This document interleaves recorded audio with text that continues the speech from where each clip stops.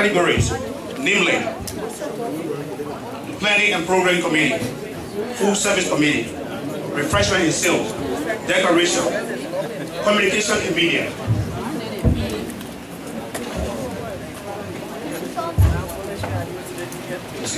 Transportation and cleanup, which most likely comprises you volunteers who will work at the end of the program.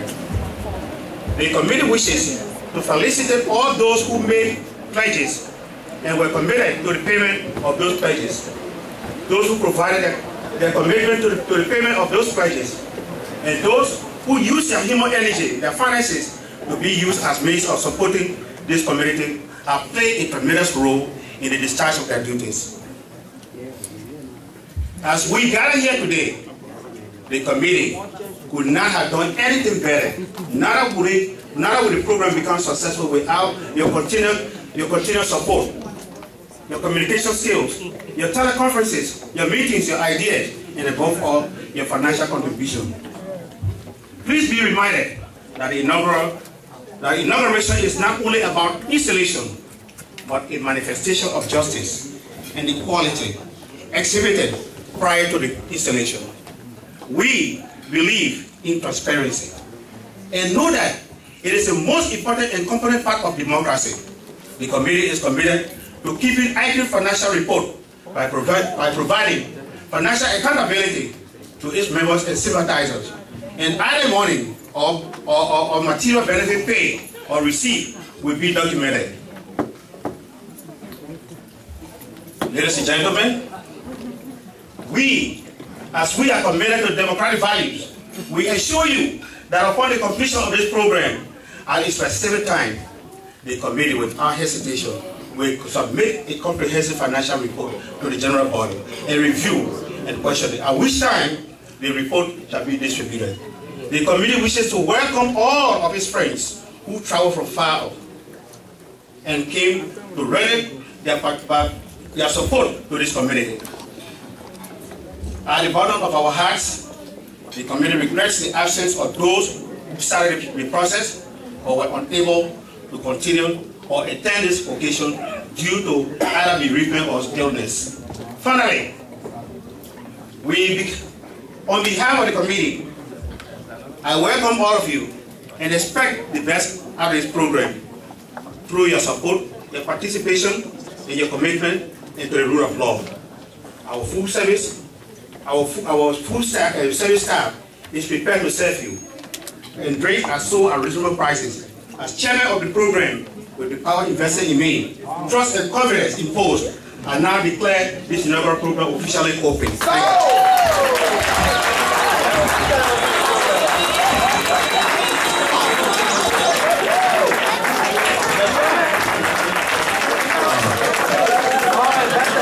Ladies and gentlemen, another hand of applause, please. Just a word of swear that I will faithfully execute the duties of the office of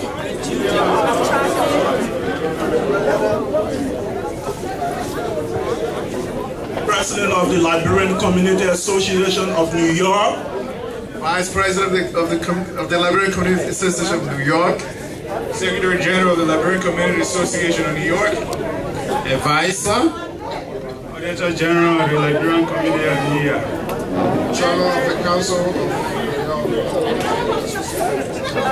of Social Media Coordinator, Council Member, Chaplain, Amikila Board of Directors, Board Member, Tenet Johnson, the Social Secretary,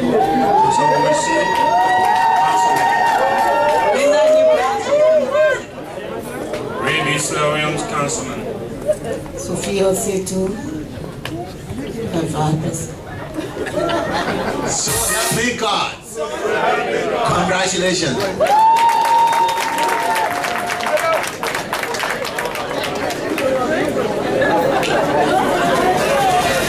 Twitter. Thank you. Muya, New York, New York.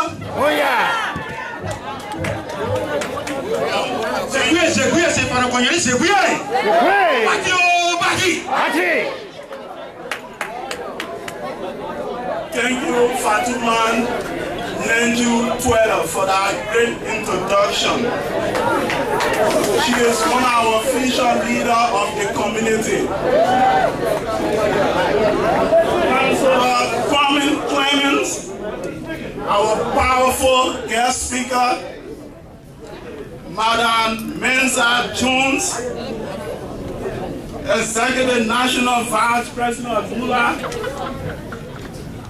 Vaman Fofana, the Eastern Region Vice President of ULA, former President of the Liberian Community of New York, respective chapters of the Liberian Community of New York, Sisterhood, the Millennium Men of Liberia, leaders from various community organizations,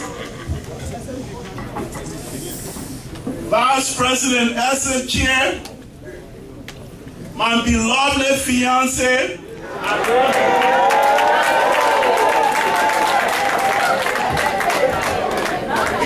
distinguished ladies and gentlemen, my fellow Liberians, I will ask for you to please kindly stand for a moment of silence.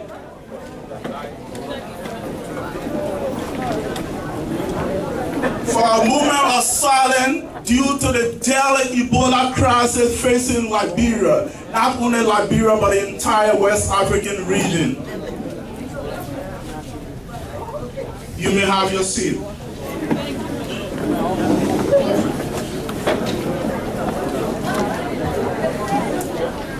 May their soul rest in peace. To those who travel from far and near, I have friends and family from as far as Boston, Philadelphia, and you name it, Maryland. My in-laws, my brothers and sisters, my family members and friends, I say thank you. Your presence at this occasion is highly appreciated. Without you guys, we're not going to be able to make it today. So I tell you guys, thank you.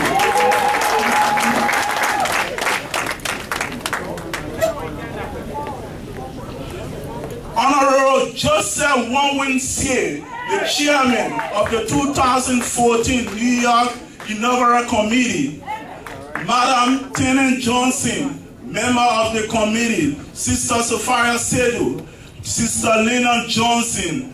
We're not going to leave Sister Sally out for all this food with her assistant, Honorable Sylvester's wife, Sally Kamara. Sally Kamara. And we're not going to leave Lena Johnson out. And those are some of the members of the committee. Thank you for your hard work. To all those who donate and contribute to this occasion, thank you also. For those of you that work tirelessly, we also appreciate your hard work. I will tell you a short story. In American history, there was an inaugural, and they had this president, he spoke for 5 minutes. And he had another one, he spoke for 2 hours in the snow. Few months later, he died. Look at my record, it will speak for itself.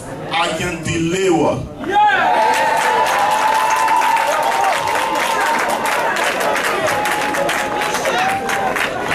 With more time spent, this session of the inauguration is what I call Susan Lazing. We're going to get to the other part that they call Kumpan Lazing. Y'all voted for me. Y'all have to do the work for us to take this community to another level. Eula, Madam Bo, Vice President, and my Honorable Fafana, take this back to Eula. Once again, New York is coming to stand in its rightful place to be one of the best chapters in the union. So will you please take this message back home? We will be there as New York always do to take our rightful place. And before I take my seat, I would like to say thank you to 3 special people.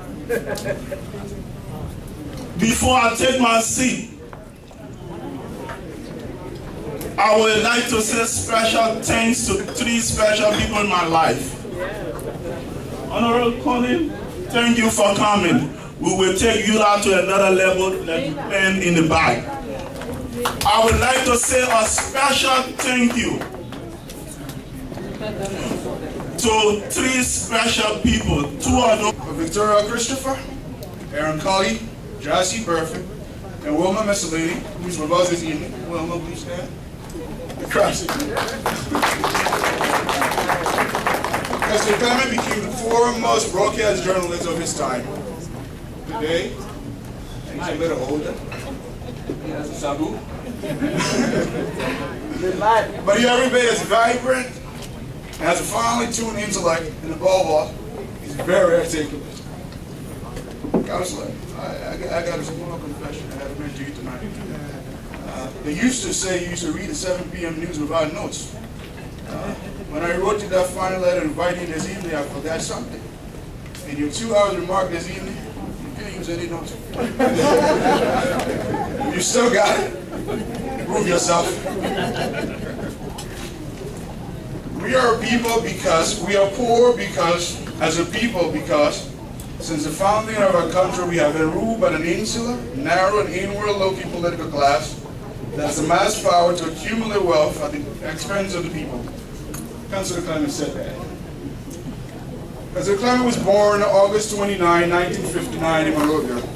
He was educated at government schools at Tottenham High and Sandy Bullet High School. He received a bachelor's degree in economics from the University of Liberia in 1982. And a Bachelor of Law degree from the Louis Ida Grimes School of Law in 1984. In 1998, Councilor Clement graduated from the George Washington School of Law with the highest honor. From an early age, Councilor Clement had an interest in politics and in journalism, especially broadcast journalism. He began his career as a reporter while still in college. In a pivotal 1980 student election at the University of Liberia, Councilor Clement ran as an independent and won that election, displacing SOUP, another political party at the university. What's that called? SOUP? That's in it? Yeah. Well, he displaced them. They had been in place for 40 years and Councilor Clement was able to kick them out the door. But here's the thing. As a journalist and as a reporter, he's outspoken as did not winning many friends with the PRC government in 1980. After the coup in 1985, because of the words, because of his reporting, and because of what he stood for as a national leader, he was imprisoned right after the coup. That would then give birth to the Liberian Community Association of New York. That in turn would give birth to the Union of Liberian Associations in the United States. In many ways, it's responsible for what is happening in Liberia today.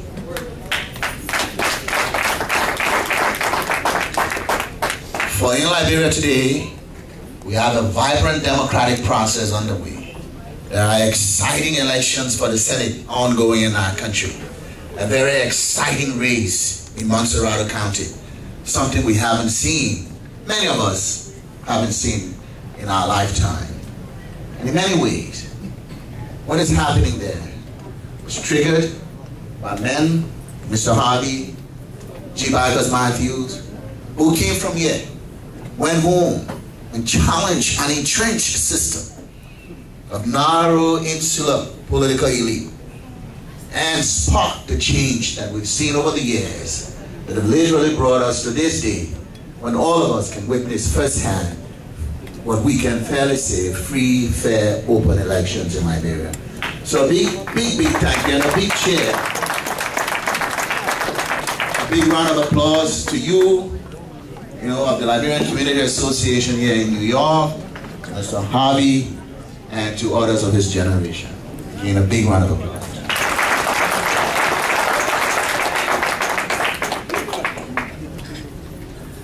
About a month ago, I spoke to your compatriots, the Bassa Association of Columbus, Ohio. I focused on the theme, why we are poor, what can we do about it? In my address, I concluded that we are poor in many ways because over the years, since our founding, we've been ruled by an insular, like the young fellow who introduced Mr. Dixon said, quoted from my speech, we're ruled by an insular, inward-looking, narrow political elite whose members have changed over time, but that by virtue of our political structure have had no incentives to provide public service to serve their constituents. And so I propose a series of political reforms calling for devolution of power to the counties, election of our superintendents, election of city mayors, election of town chiefs and district commissioners. The central point being that if those people are elected, they are more accountable to their constituents. There are more incentive for them to produce or they get kicked out. I also propose that we put in place term limits, reduce the terms of some of our elected leaders, 9-year Senate term, that's a lifetime, 6-year presidential term, too long, 6 years term for members of the House, too long. I propose we reduce those terms. I also propose that we put in place ballot initiatives, recall of elected officials. The central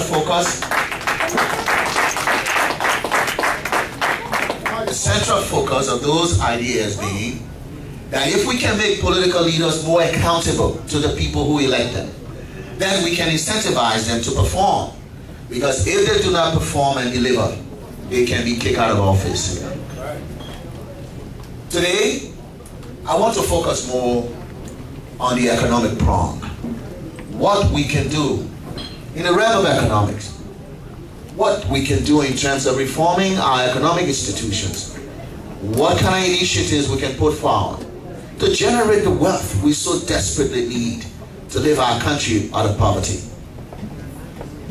It is a difficult question. If it were easy to answer, many countries in the world would be developed today.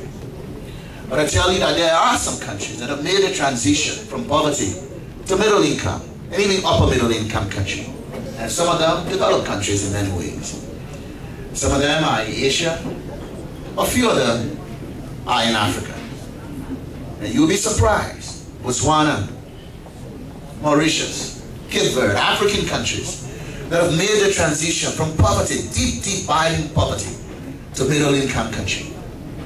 All of these countries follow different development paths. They have their own unique strategies, but they have certain commonalities that we can learn from.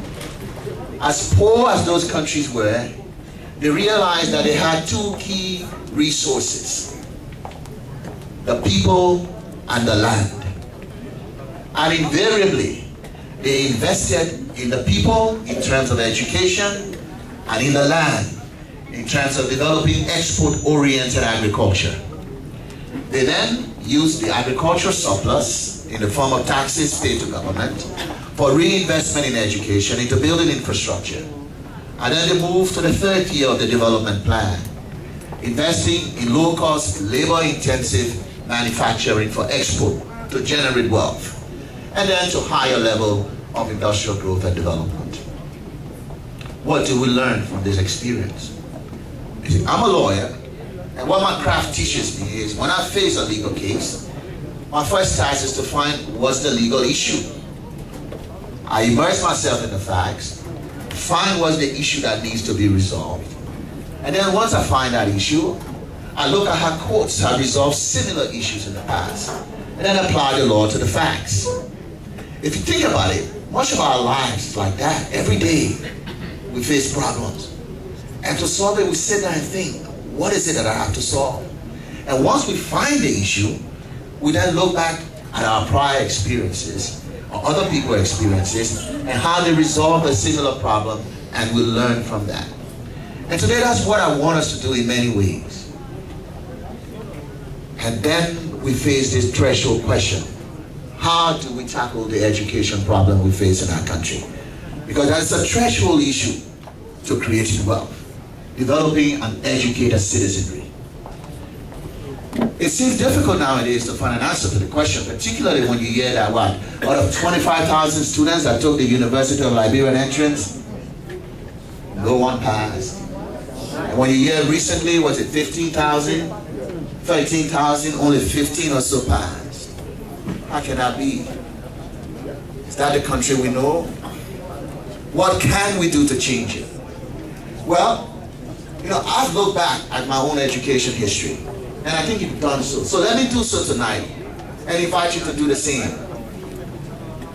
The first school I went to was a school called Gas School. You remember the school? It was a big frame house in Boozy Quarter. I think I spent 2 months there. And then my family moved behind the city hall.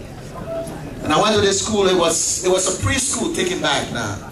But I tell you, it was literally under the plum tree, the mango tree. The one lady who taught us, the little old lady, she will be teaching us, and I tell you, somebody will be braiding her hair. And on the side, she will have a little pot on the fire. It could be a sour leaf or palm butter. But we sat there, and we carry our chairs on our head. They were little small rattan chairs. We carried the chair with us, and we sat there under the plum tree, the mango tree. And that lady drilled us in that infant reader. She drilled us in an infant reader. Somebody braiding her hair. I don't know what happened when it rained. Maybe we didn't have school, but it was under the mango tree. Most of us left that infant reader, that little preschool,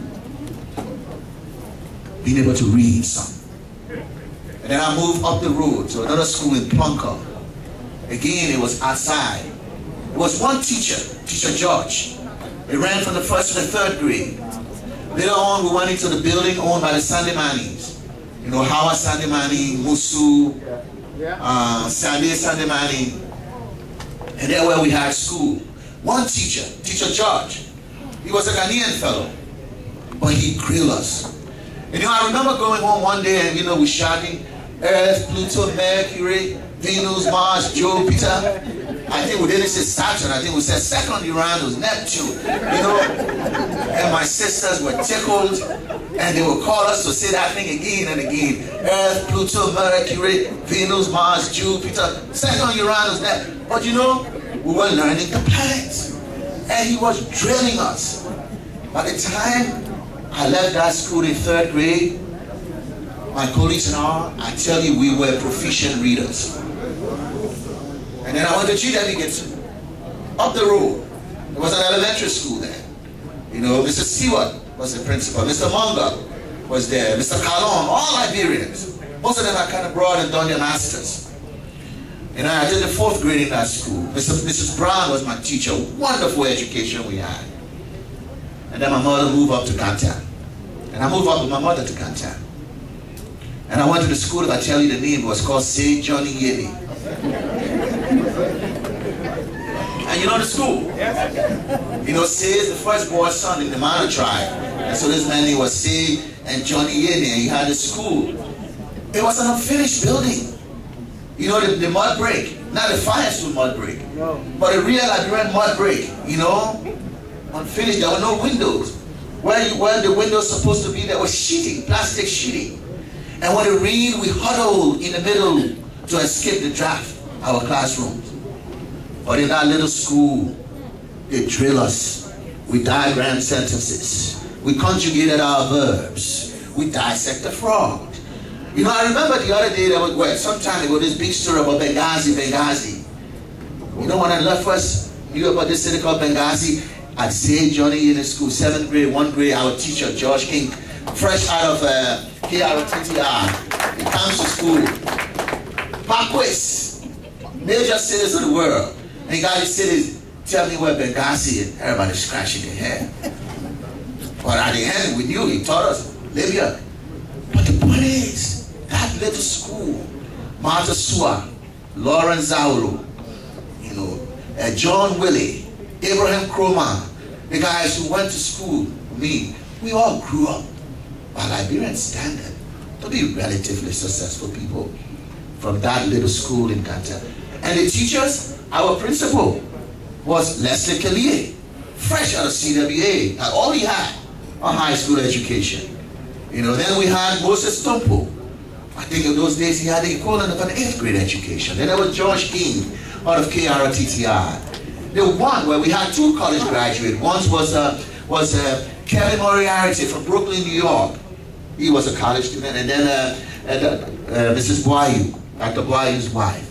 But that little school in Ganta, you know, produced us in many ways. The way I wrote from that school when I was in the 8th grade hasn't changed much.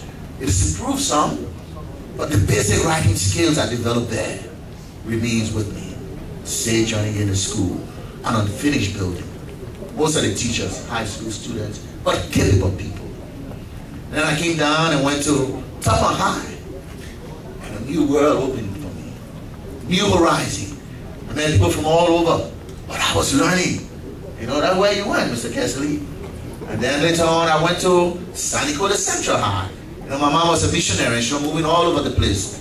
And then well, yeah, I didn't remember you there, but I remember Arlington Doki. Let's Doki back in 1975. San Nicola Central High. The alligators. Again, not a very, what was the building like? Arlington, nothing to talk about. Just someplace to go, to listen, to learn. But again, we were drilled and we learned. You know? And then I went to LU, where I met Ms. Witherspoon there, economics. And again, it opened a new world for me. And then I went to law school in Liberia. So you see, the first time I came to the United States was in 1984. I came on a grant by the State Department to cover the Monday Reagan election as a young journalist. And there were journalists from 50 other countries in the world. And there's this, you know, I was 24 from Africa, Liberia. And I began to ask questions. And people began to ask me, where you went to school? And I tell you something. I was so proud to say Liberia. Because up until then, I have been to school all my days in Liberia. Never left. Only but for the war when I came here and to compete, because I wanted to practice law. And so I went to George Washington University Law School to get a doctor of jurisprudence. But before then, all my days, from kindergarten, infant reader, whatever you call it, until I finished law school, it was in life. And I bet each of you here had a similar story. I bet each of you here went to a little school like I went to, sitting under the plum tree, but with somebody teaching you something. And that made you who you are today. That allowed you to come to this country, compete and succeed. And so what lessons do we draw? How can we remake our school system? How can we make it so that 30,000 students, 25 are not filling the University of Liberia entrance? We've done it before. Our school system produced us, so we can do it again. But I propose that we begin to put the emphasis on preschool to 6th grade. Preschool to 6th grade, particularly preschool as an onset. Because studies have shown again and again that when you expose kids early to intellectual environment, to learning, you develop their cognitive skills, their language skills that will serve them long into the future. So have a mobile learning centers. You know, vans equipped with computers and learning material with teachers that can drive into the rural areas on market days. If you go into one time, twice a week or once a week, but to get kids when they're 3 years old, and 4 years old, and 5 years old, and expose them to learning materials. How about we building early learning centers to do the same thing, expose our young children to a rich environment of learning and stimulating their minds. People are going to say, how much it's going to cost? Don't tell me how much it's going to cost. We did it before. And we can do it again. Some of us did it under that little plum tree. You know, even if a van costs $20,000 or $25,000, 100 van, you're talking about $2 million to $2.5 million. That's peanuts. If we want to do it, there is the political will to invest in our children, in mobile learning centers that can reach into the deepest villages, to expose our young children to learning. We can do it. And then let us move on from there and then focus on 1st to 3rd grade. I think, again, the studies have shown that if you can read by the time you leave 3rd grade, you are going to be a successful student. If you're unable to read proficiently when you leave 3rd grade, you are going to have difficulty learning. So why don't we invest in that? Maybe we should have a standardized test when kids leave the 3rd grade. If you don't pass it, we do remedial work for you. And let's also reinstitute, I believe, our 6th grade national exam. I think almost everybody here was certainly is never taking that. The idea here, my friends, the idea here is that by the time our student leaves 6th grade, they must be prepared, they must be ready to succeed in junior high school, and ready for college. And we can do it with small investment in early learning and elementary education. And I think we should also begin looking to spot our smart kids. The ones with the aptitude, particularly in the hard sciences and math, and establish learning academies for them, where they can go and reach their full potential. High school, it can't be more rigorous than it is. But if we can invest in elementary, junior high school will take care of itself, and so too with college. And as far as the university is concerned, you know, we got 30,000 students taking the university entrance. What if we begin to look at creating a University of Liberia system, where you have 3-4 university campuses around the country? We can still have our flagship campus in Monrovia, but we have 3-4 around the country, each specializing in a specific area. Mining, maybe in Nimba, agriculture, maybe in Bong, you know, forestry, maybe in Grand Jita or whatever. But spread the university out. And another thing we should consider doing, my friends, is to invest in research. Research for the pure purpose of learning, but research for the purpose of improving our lives. Start with a budget. Again, once you begin to talk to these people, say, where would the money come from? Start with a budget of $1 million, if that's all you got. Start with a budget of $5 million. But research. How do we improve our housing? How do we improve the mud bridge we used to build homes? How can we make roofing materials home? Invest in research in the university. Start small, but invest in research. That's what happened here. That had people, you know, expand their horizon. New avenues open, new vistas of opportunity open by basic research. And if we begin to do these things, you know, small steps, we go a long way to reforming our education system, to producing educated librarians who can work and generate wealth. And I tell you, as much as we think things were good, because some of us went to school back in our days, they were not good for everybody. Not many people had the opportunity even to go to schools under the plum tree. And so our goal should be now to make it available for everybody across our country. Free and compulsory should truly be free and compulsory education in Liberia. And finally, let us not forget this. We still have a large segment of our population that is illiterate.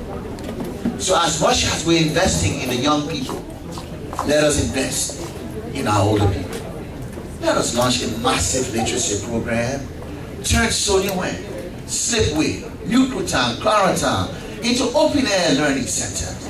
Have each one teach one. Make education, literacy, the hip thing, the in thing to do. Use the radio, use the telephone. Use every tools you have to reach our older people and help them get literate. I don't know if any of you played football when you were young. I did. And you know, there was always a team meetings, whether it was in West Point, where I used to go with my bigger brother, he was a better player, you know, or whether it was in the Saytown, you know, on the eve of a soccer game was normally Sundays or Saturdays, there would be the little team meeting in the neighborhood. And the parents would come. And you know, there would be the sponsor of the team, you know, the guy who put up the little $15 to charter the bus, and everybody would throw in the little 25 cents or 30 cents. But there was a community spirit. And you would sing that song, you know, Yam Yam say, I'm only go. And you know, and everybody gets, but we can tap that kind of community feeling, you know, to reach our elderly people with literacy program. I was in Monrovia the other day, and they have a school in Rallytown Market, which is a good thing. You know, I think Market Women, the school is upstairs, you know, Rallytown Market. But what if we had a literacy program in the schools too, for the women before or after they sell their produce? So let's set a goal. Can we achieve 50% literacy rate in 5 years? If we achieve that, we celebrate. But other countries have done it. Let's learn how they've done it, and let's see how we can bring literacy to the masses of our people and live the standard of living in the process.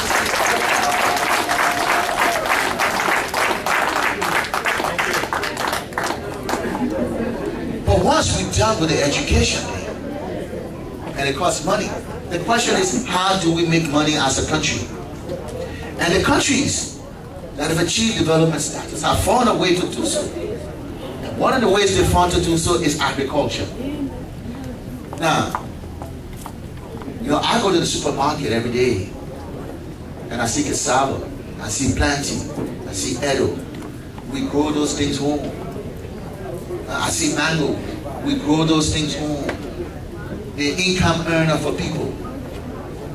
What's happening to us? Now, true, the American market may be far away from us, but the European market is close.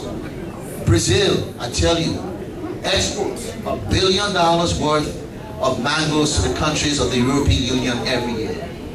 $1 billion worth of mangoes to the countries of the European Union every year. And Brazil is 5,000 nautical miles away from Europe. We are 4,000 nautical miles. So it's a shorter distance.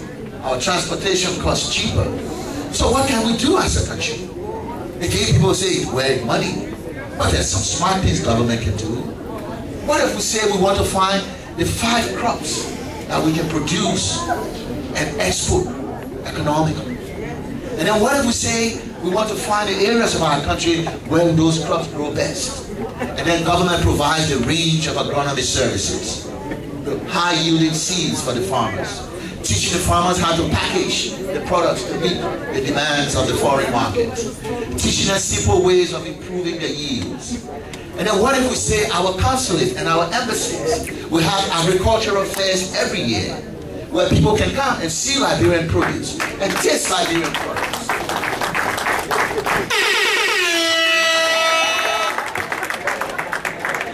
What if even in our own country, we begin to hold national agricultural fairs every year?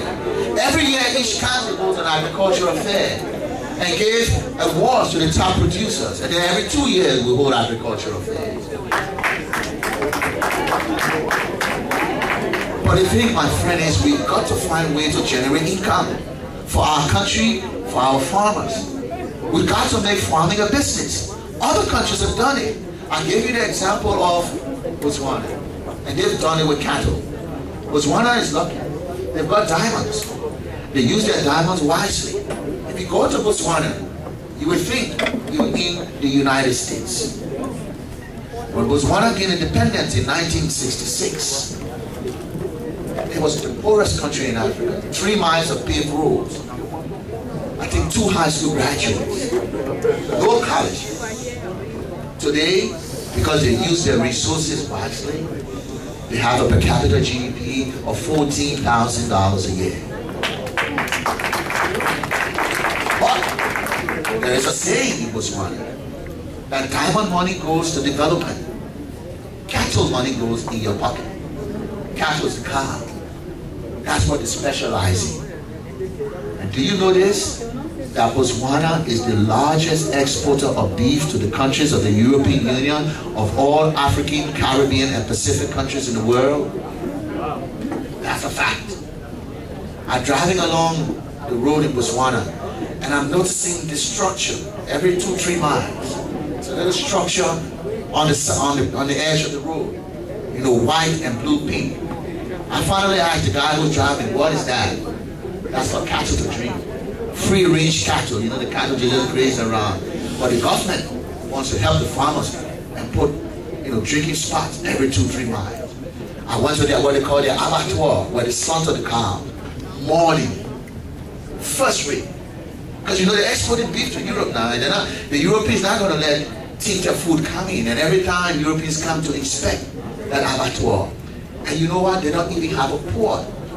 They have to package that beef, put it on refrigerator cars, put it on train, drive thousands of miles into South Africa before they can hit the port. We have a port right now. And I make that point to say, if they can do it with beef, we can do it with a range of agricultural products we have. And I give you another example to show you that this is possible. There's a country called Mauritius. Became independent in 1968. 400 per capita GDP at independence. A famous economist who was a Nobel laureate said this country is going to fail. They got nothing. All they had was sugar cane. They could grow nothing, sandy soil. But what did the government do? They invested in sugar cane. They brought in high-yielding seeds. They taught the farmers how to grow the sugar cane better. They processed it into sugar and they began exporting. Today, Mauritius, from sugar cane, has increased a per capita GDP from $400 to $8,000 per year. Education completely free. Home ownership a year almost 100% from agriculture. Of course they move up the ladder, and we'll talk about it later on into textile and apparel. But the point is, my friends, if we have a government that is willing to make the smart investment, it's not expensive investment because you already have the two key things you need, the land and the people.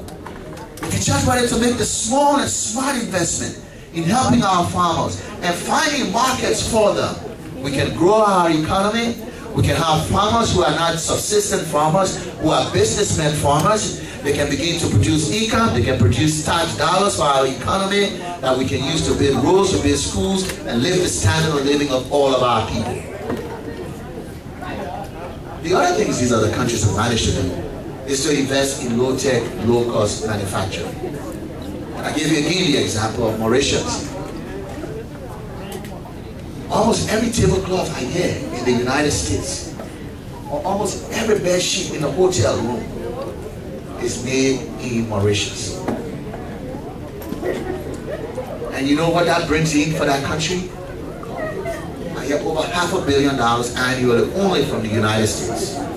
They take advantage of something called AGOA, the African Growth and Opportunity Act, that allows African countries to export products here into the United States at almost duty-free price. For smart investment in textile and apparel have lifted the standard of living of the people in that country. We've got first-rate tailors in our country.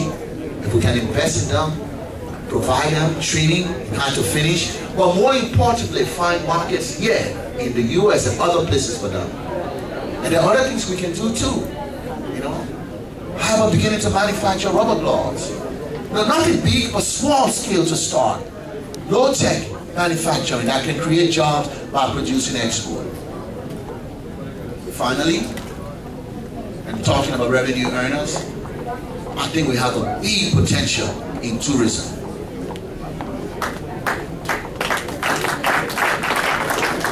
You know, Americans, particularly American women, black American women, they travel a lot. They don't go to Liberia. And that's a big market for us. The historic link we have with America, we can exploit. Imagine visiting black churches. But first we got to do our homework home. I propose, or I think, we should decouple the Ministry of Tourism, or tourism from the Ministry of Information. Make it a standalone agency that is focused solely on tourism. And visit the black churches in this country. Sell Liberia to them. Liberia history and unique ties we have with them. And do some investment back home. How about creating what they call Living History Farm or Living History Museum? You know, the settlement upriver where the settlers first settled when they came. How about refurbishing some of those homes and showing how the settlers lived when they came, what they wore, what they ate, how they worship, and use them as attraction for tourists here to visit. But also our traditional villages. How we make farina, how we make palm wine. You tell me about it. And attract, and then do some advertising here. You know, late at night, we always think advertising expensive, but it's very cheap late at night when when they're selling all of those cheap products. And sell Liberia. You know, some people say, oh, but Ebola, will the people come? We would beat Ebola. We would defeat Ebola, there's no doubt in the fact. And we can brand ourselves. We can brand ourselves as the can-do country, as the comeback kid. So, ladies and gentlemen, we face enormous problems as a country. But they're not problems we cannot overcome. And all I ask you to do is to put yourselves in the shoes of the people who founded our country. If you think we have it tough, just imagine what they had to go through. To face down the British and the French on the one hand, building a new nation from scratch. And I'm talking about those who came from here and those who they met there. The enormity of creating a new nation from scratch. That's what they did. They answered the call of their generation. They bequeathed to us a nation we can call home. The question is, can we answer the call of our generation? Can we take what they gave us and turn it into something better for ourselves and our posterity? I dare say the answer is yes. But we have to will ourselves to the task. And so here today, amongst you, members of the Liberian community of New York, this storied chapter of EULA, where history was born in many respects, let us pledge ourselves again to the task of making Liberia what it ought to be. That little shining outpost of what is possible in Africa. Let us give our all to it. And as we do so, let us remember that we're doing more than just helping to make our country better. We're helping Liberia to reclaim its rightful role among the family of nations. As that country, that little shining country in Africa, that stood for much more than just a country. We are an idea, a place, more than a place. We stand for an idea that it is possible for people to achieve something out of nothing, just like our forefathers built that country out of nothing. And as we do so, like I always like to close, let us remember that we're giving meaning to the words of Edwin Barclay when he said, when freedom raised her glowing form, among Sarada's verdant hill, she cast within the doom of night the star of liberty. Liberia, the lone star forever. Messages that we got from officials. Unfortunately, given the time, we send, letters to the governor's office, to the mayor's office, to Charles Rangel. All elected officials said we did send requests to them to send us, congratulatory letters.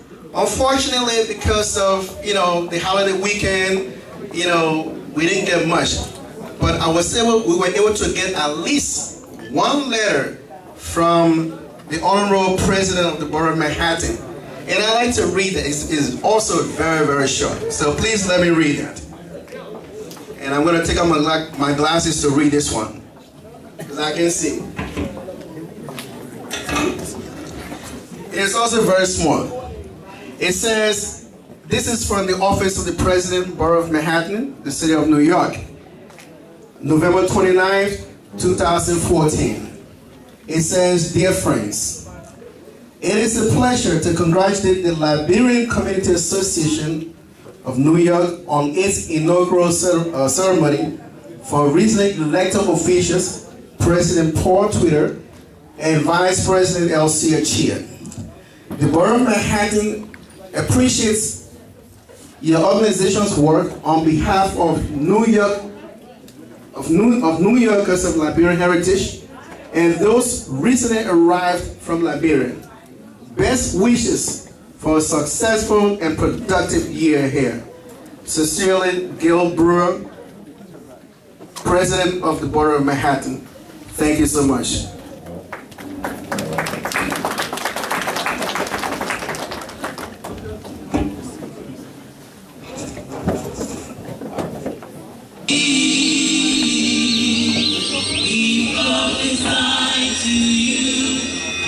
Thank you, Mr. Vice President, for those readings.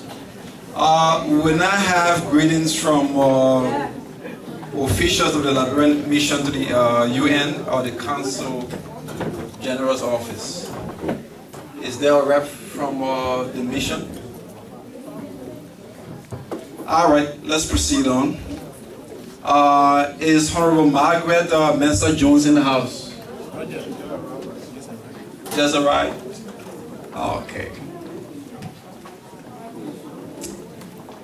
Madam Jones, are you around?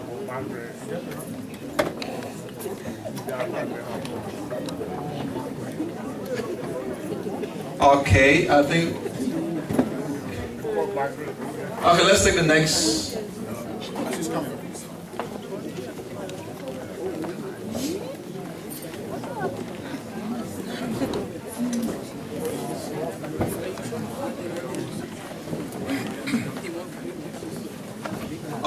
I beg you guys, let's stop the food, please. Let's do us that favor. We said that before. Yeah, but we can't. It can't be a continuous process. Thank you. All right, Madam Jones, you just arrived in time.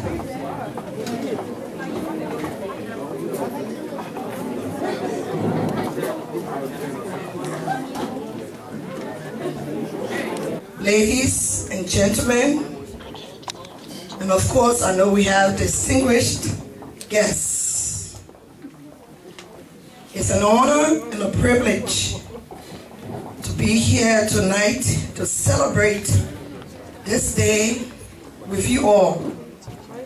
Because we know the LICNY is one of the grandfathers of the union. And in the past, we have really been missing you guys. But above all, nothing happened without God's plan. I'm sure this is the day that God has set aside for the LICNY to step back into the doors of the union. The union that they were part of establishing.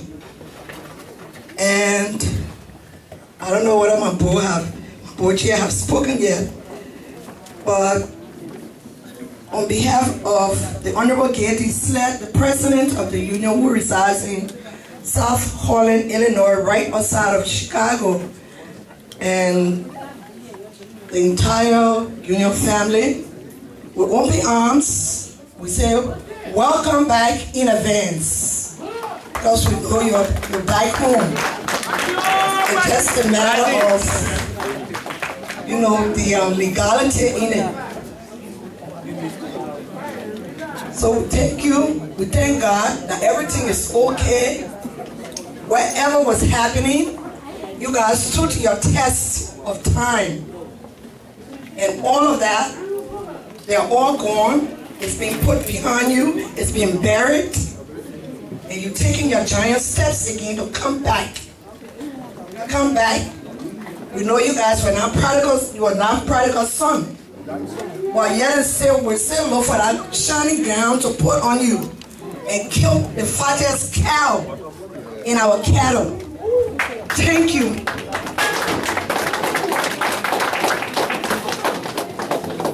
Come on, you can do better than that.